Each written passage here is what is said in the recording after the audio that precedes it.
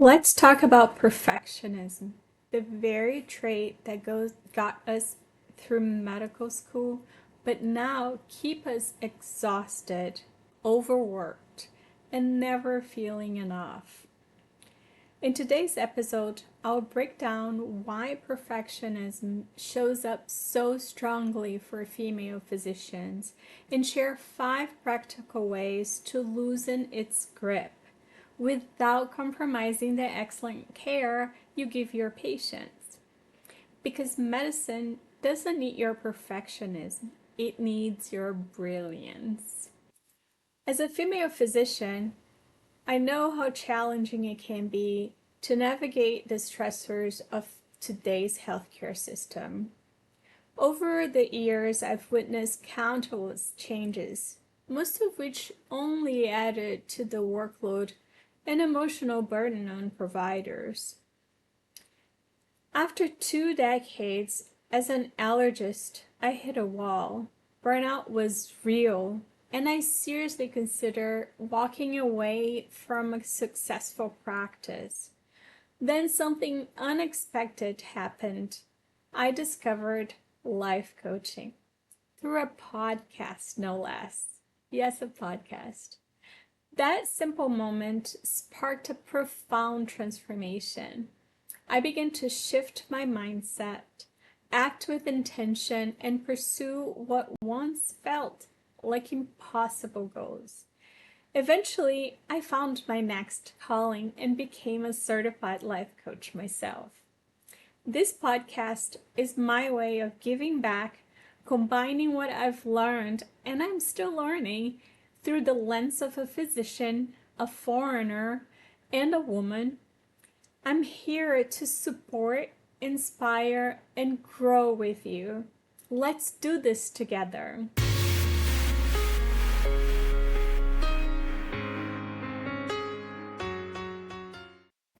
Hey, Doc, welcome back. Today, I want to talk about something that is so many of us in medicine wrestle with: perfectionism. And here's the thing, it's probably one of the traits that helped us get through medical school, through residency, and into practice. It made you meticulous, it made you focus, but it might also be the very thing that's leaving you exhausted, stressed out, and constantly feeling like you're never quite enough now. I can't tell you how many female physicians I coach who say, I just can't stop double checking my notes, or I feel guilty leaving anything unfinished at work. And I get it, because that was me too at one point. So today, let's break this down. Why perfectionism is so common in female doctors, and 5 ways you can loosen its grip without compromising the excellent care you give your patients. Does that sound good? All right, let's dive in. Why perfectionism shows up in medicine. So, first, why do we even get so tangled up in perfectionism? Well, medicine naturally attracts high achievers, people who like things done right. And as female doctors, there's often an extra layer of pressure, right? Sometimes it feels like you have to prove yourself over and over, and sometimes over again, because of gender bias or because you're balancing all those roles: doctor, mother, partner, daughter. The problem is, what once was about excellence often turns into anxiety, overwork, and the relentless self-criticism. And the joy that made you want to become a doctor, it starts to slip away. But here's the good news. Perfectionism isn't something you have to live with forever. There are real ways to let go of it. I will discuss 5 little ways.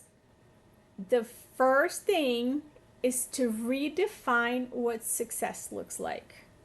That's how we have to start.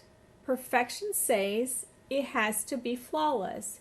Success says, did it meet my patient needs? Was it safe? Was it effective? So after you finish a task, instead of thinking, was that perfect? Try asking yourself, did this help my patient and keep me sane in the process? It's a subtle shift, but it's powerful. Now, number 2 is to set clear boundaries around work. Perfectionists blur the lines between work and life, charting at midnight, answering emails on weekends. Try this. Pick one small boundary, maybe no charting after dinner, or a protected lunch break, and see what changes. Now remember, you're allowed to be a whole human outside of being a doctor. You can't pour from an empty cup. Okay, ready for number 3? Have you ever heard of the 80-20 rule?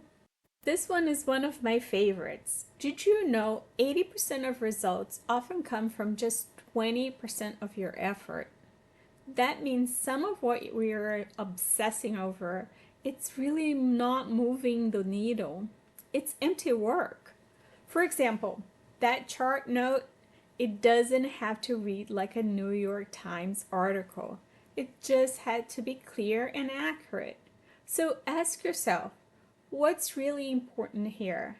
And what can I let go of? Ready for number 4? Practice self-compassion. Yes, really.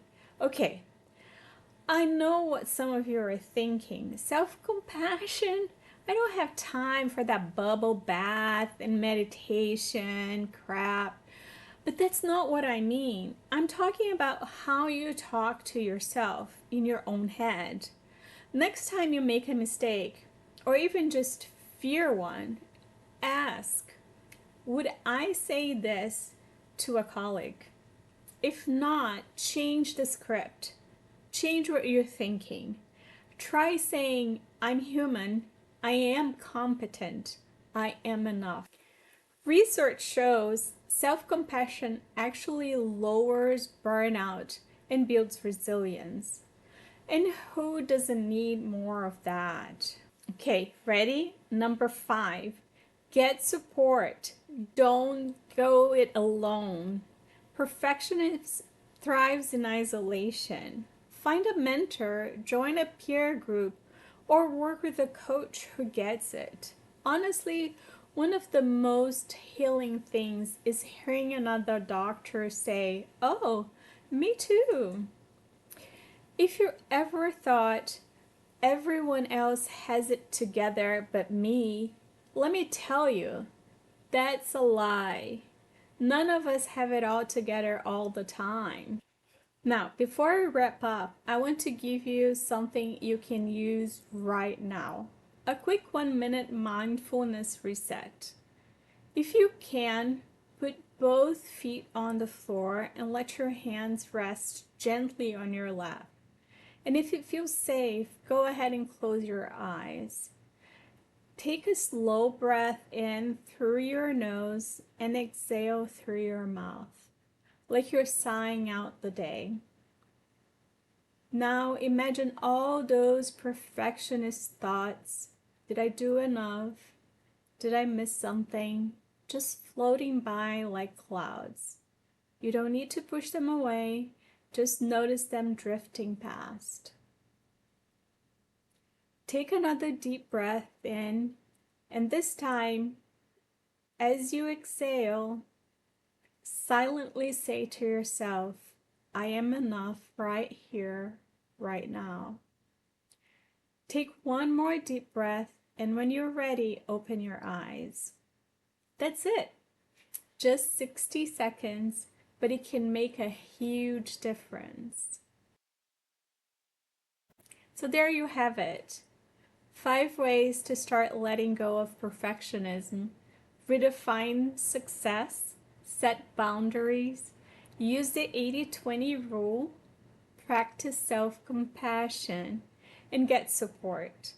You don't have to do all of them today. Pick one, just one, and try it this week. See what shifts. And if this resonates with you, share it with another female doctor who might need this reminder today. Because here's what I want you to know. Medicine needs your brilliance, not your perfection. Keep showing up, imperfectly human and fully you. Tomorrow, we'll be discussing strategies on how to finalize charts while they are still open. Yes, you don't want to miss that. Oh, and one more thing. Before you go, make sure to snag the time-saving guide that goes with this series. It's like a mini roadmap to help you get back 10 plus hours a week. Yes, really. Head to anamacdowell.com/guide or use the link in the description. If this episode gave you something valuable, would you share the love? A quick 5-star review on Apple Podcasts or your favorite platform, or like on YouTube, helps spread the word and keeps the content coming your way. Thanks for listening, and I'll see you tomorrow.